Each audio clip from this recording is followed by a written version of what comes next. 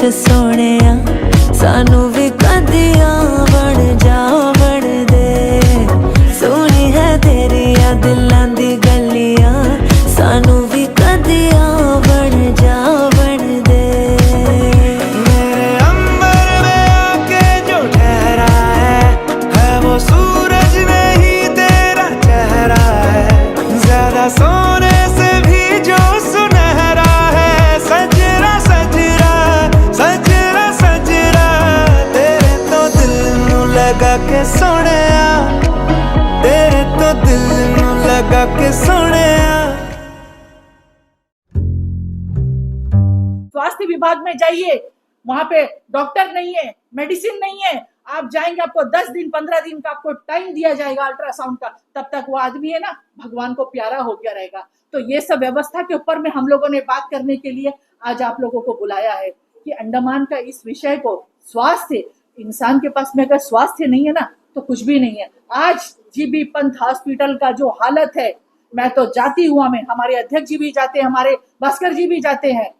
आप आज उनका हालत देखिए, ना डॉक्टर है, ना मेडिसिन है, ना कोई इक्विपमेंट है। हम लोग परसों 2 दिन पहले हम लोग गए थे तो वहां पे एक आदमी ऑपरेशन के लिए वहां में था, तो बोल रहा था कि ऑपरेशन का डेट दिए है और बोल रहे हैं कि दवा और जो भी आपका जो सामान है आप बाजार से खरीद के लाओ।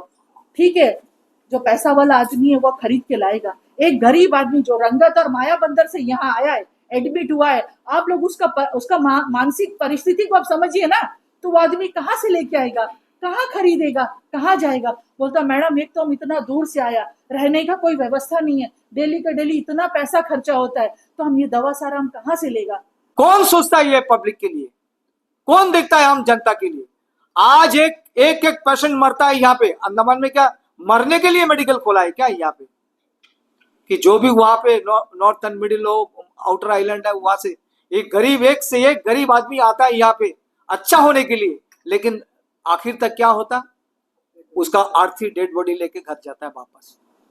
ऐसा परिस्थिति हो गया। आज 2 दिन से डॉक्टर नहीं आता है जीवन में, राउंड में नहीं आता। अरे भाई, मेडिकल ऑफिसर को वहां पे सुपरिटेंडेंट जो मेडिकल ऑफिसर है उनको हम लोग फोन करना पड़ता है कि भाई आप डॉक्टर भेजिए, भाई ये सवेरे से तो राउंड में नहीं आया।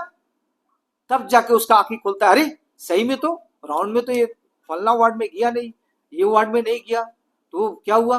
फिर पेशेंट बोल रहा है सर हम लोग तो, हमारा यहाँ पे आज राउंड ही नहीं किया डॉक्टर लोग, क्या हो गया सर? तो ये परिस्थिति मेडिकल का है।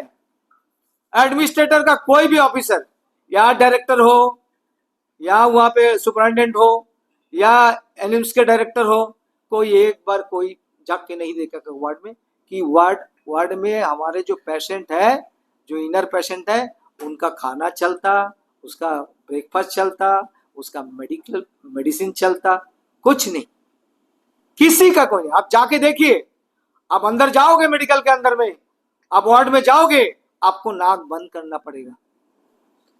दिन में अगर एक बार सफाई होगा मेडिकल, वो क्या वहां पे बीमार लेने के लिए जाता है? वहां में पेशेंट अच्छा होने के लिए जाता है लोग, गरीब लोग। वहां पे आप वहां में सांस नहीं ले सकता है, मैं ये दावे के साथ में कहता हूं। क्योंकि पेशेंट से पूछा, एक बार सफाई होता है, आप बताइए 30 पेशेंट हैं एक वार्ड में, अगर उसी में अटेंडर 30 है और उसको देखने वाले आते हैं और 30, 100 आदमी अगर गंदगी करेगा उसी में, उसको सफाई नहीं चाहिए? एक बार सवेरे, एक बार सफाई हो जाने के बाद आप दिन भर में कोई सफाई नहीं होगा, इतना गंदगी है वहां पे, आप सोच नहीं सकता है। तो ये परिस्थिति आज एडमिनिस्ट्रेशन में चल रहा है। हम किसको हम बताएं? कौन सुनेगा ये दर्द को? क्योंकि हम लोग जाते हैं, हम लोग देखते हैं, एक एक अपना आदमी सब यहाँ पे आता है और सब डेड बॉडी लेके जाता है, क्योंकि ऐसा परिस्थिति हो चुका है। आज आपका माध्यम से ये कहने चाहता हूं कि आज डायलिसिस पेशेंट क्यों अंडमान निकोबार में है, ये एडमिनिस्ट्रेशन को पूछिए। आप लोग को पूछना है कि पहले 10 साल 20 साल पहले तो ऐसा डायलिसिस पेशेंट नहीं था, ये बीमारी नहीं था, ये किडनी का बीमारी इतना नहीं था, अब क्यों हुआ है यहाँ पे अंडमान में? क्या कारण है? एडमिनिस्ट्रेशन आंखें बंद करके बैठा है। डायलिसिस मशीन है, करोड़ करोड़ रुपया खर्चा होता, वो करते जाता है। अब रंगत, डिगलीपुर, आपका मायाबंदर, आपका बिल्ली ग्राउंड, आपका बाराटंग, आपका हार्डवे, आपका अब छोटा से एक टापू है ये हैवलॉक, आप उसमें भी डायलिसिस मशीन बैठाया गया है। आप सोच के देखिए, 400-500 से करीबन जो है डायलिसिस होता है पेशेंट हर रोज, ये पूरा अंडमान निकोबार में। तो ये तो कभी नहीं था, हम लोग कभी सुना नहीं है कि 20 साल पहले कभी एक पेशेंट आया करके सुना नहीं है। आज 20 साल के अंदर में इतना डायलिसिस हर रोज।